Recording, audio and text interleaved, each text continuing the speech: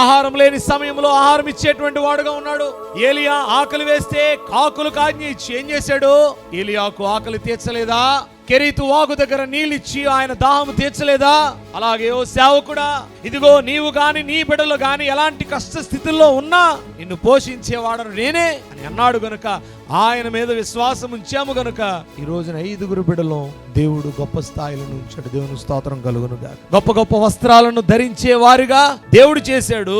అలాగే ఇతరులైనటువంటి బిడ్డలకు కూడా యాజకులుగా ఉన్నటువంటి మేము వస్త్రాలను ఇచ్చే వారిగా దేవుడు చేశాడు. దేవునికి స్తోత్రం కలుగును గాక. కనుక చాలా మందికి యాజకులుగా ఉన్నటువంటి మేము వస్త్రాలు ఇచ్చి ఉన్నప్పుడు వారు వస్త్రాలు ధరించి ఒకే ఒక మాట అంటారు, అయ్యా మీరు ఇచ్చిన వస్త్రాలు యాజక వస్త్రాలు కదా, మేము వేసుకుంటే ఆశీర్వదించబడతాం, దీవించబడ్డాం అనేటువంటి సాక్ష్యాలు మేము చాలా విన్నాం ప్రియ దేవుని బిడ్డలారా.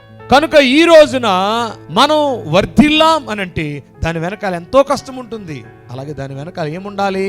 భక్తి, దాని వెనకాల ప్రార్థన, దాని వెనకాల దేవుని మీద విశ్వాసము నీవు కలిగి ఉంటే నీవు ఎలాంటి ఉద్యోగాల్లో ఉన్నా నీవు ఆశీర్వదించబడతావు, నీవు రాజకీయముగా ఉన్నా ఆశీర్వదించబడతావు, నీవు వ్యాపారము చేస్తున్నా ఆశీర్వదించబడతావు.